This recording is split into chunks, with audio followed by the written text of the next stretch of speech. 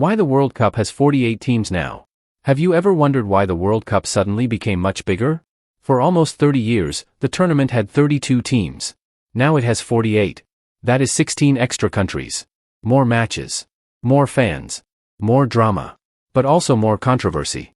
Some people think this is the best thing FIFA has ever done. Others think it could ruin the World Cup. So why did FIFA make such a huge change? And what does it mean for football's biggest tournament?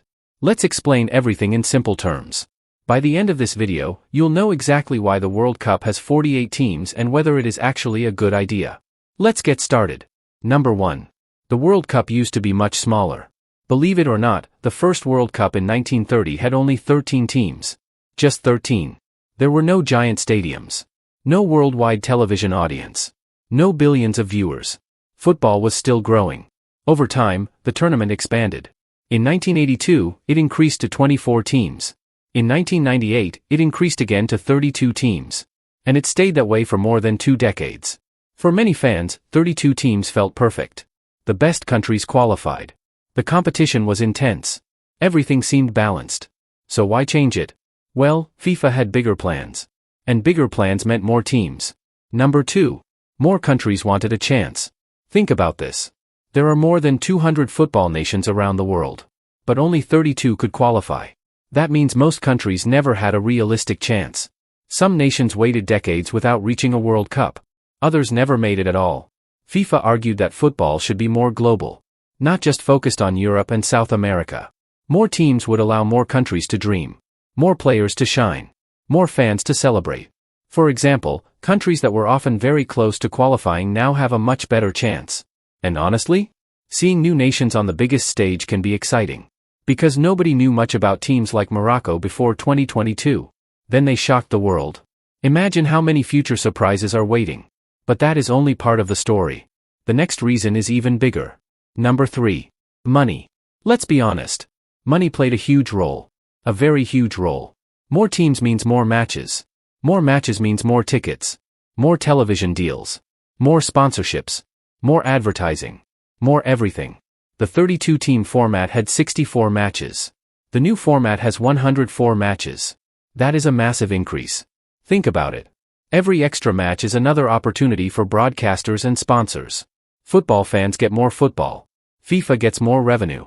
Everyone wins. Well, not everyone. Because some critics think there is a downside. And it starts with match quality. Number 4. Will the matches become less competitive? This is probably the biggest argument against the new format. Some fans worry that weaker teams will create one-sided matches. Imagine a football giant facing a much smaller nation. The result could be ugly. Nobody wants to watch constant 7-0 scorelines. Supporters of the old format say the World Cup should feature only the very best teams. Not everybody. But here is the interesting part. People said exactly the same thing when the tournament expanded before. And many of those fears never came true. Football has become more competitive. Smaller nations are improving rapidly. The gap between countries is smaller than ever. So maybe the quality drop will not be as bad as some people expect. Still, only time will tell. And that brings us to another huge change. Number 5. The entire tournament format changed. Adding 16 extra teams creates a big problem. How do you fit everyone into the tournament? At first, FIFA planned groups of 3 teams. But fans hated the idea.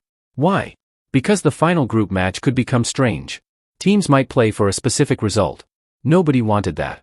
So FIFA changed the plan. Now there are 12 groups. Each group contains 4 teams. Just like before. The top 2 teams qualify. Plus the 8 best third-place teams. Then the knockout stage begins. Simple. More teams. More games. More chances for drama. And trust me, the knockout stage could become absolutely crazy. Number 6. More underdog stories. Let's be honest. Everyone loves an underdog. Nobody expected Morocco to reach the semi-finals in 2022. Nobody expected Croatia to reach the final in 2018. That is what makes the World Cup special. The unexpected. With 48 teams, there are more opportunities for surprises. More countries can dream. More players can become heroes. More football fairy tales can happen. Imagine a small nation reaching the quarterfinals. Imagine a giant being eliminated early. That is the magic of football. And the new format increases the chances of seeing it. But there is still one major concern. Player fatigue. Number 7. Players will have to work harder. More teams means more matches. More matches means more travel.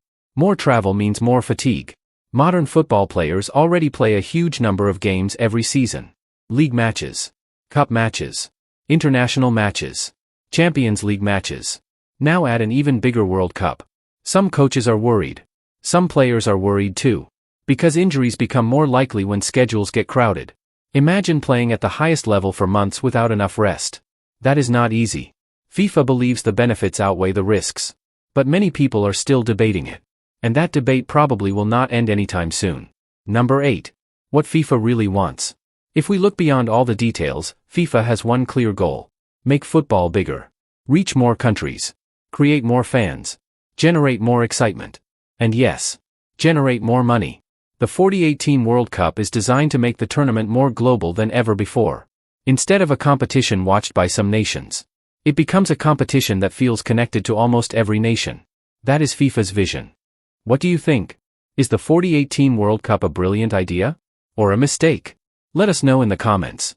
And if you enjoyed this video and want more football explained simply, make sure to subscribe.